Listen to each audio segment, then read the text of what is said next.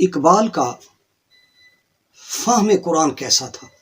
یہ سوال ہوا ہے کہ علامہ اقبال قرآن حکیم کا مطالعہ کیسے کرتے تھے، ان کا فہم قرآن، عرفان قرآن، تفہیم قرآن،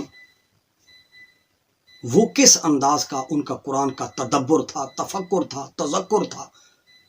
دیکھیے، یہ ایک بڑی لمبی چوڑی بحث ہے، بس اتنی بات ان کے احوال میں آتی ہے کہ علامہ اقبال نوجوانی کے عالم میں، ابتدائے نوجوانی کے عالم ہی سے فجر کی نماز کے بعد وہ قرآن حکیم کی تلاوت کرتے تھے۔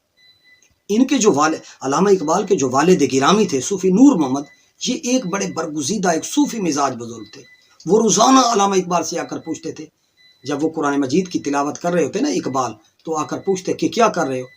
تو اقبال کہتے میں قرآن مجید کی تلاوت کر رہا ہوں۔ ایک دن بھی پوچھا، پھر دوسرے دن بھی آ کر پوچھا، تیسرے دن بھی آ کر پوچھا۔ اقبال کہتے ہیں کہ میں حیران ہو گیا ہوں، میں پڑھ تو قرآن رہا ہوتا ہوں اور بابا جانی میرے پاس آتے ہیں اور آ کر سوال کرتے ہیں اور میں انہیں جواب بھی دیتا ہوں، پھر بار بار پوچھتے ہیں۔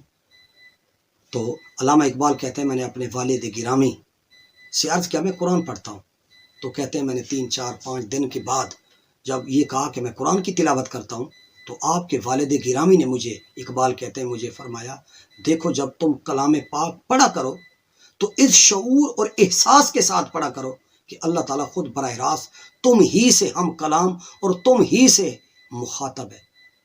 یہ صوفی نور محمد نے، آپ کے والد گرامی نے علامہ اقبال کو کہا کہ جب تم یہ سمجھ کر پڑھو گے تو اس وقت تلاوت قرآن کا جو اثر پیدا ہوگا وہ عام مطالعہ سے پیدا نہیں ہو سکتا۔ اسی کو اقبال نے کہا تھا کہ تیرے ضمیر پہ جب تک نہ ہو نزول کتاب، گرہ کشا ہے ناراضی نہ صاحب کشاف۔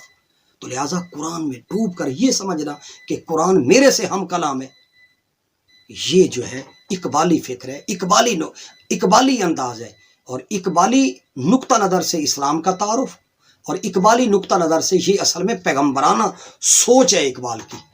اللہ تعالیٰ آپ کو مجھے علامہ اقبال جیسے مفکر کے دسترخوان سے ریزہ کرنے، ذلہ خاری کرنے کی، اکتساب کرنے کی اور اقبال کو سمجھنے کی توفیق نصیب فرمائے۔ میں تو بھائی اقبال کا ادنا سا طالب علم ہی نہیں ہوں، اقبال بہت بڑے آدمی تھے۔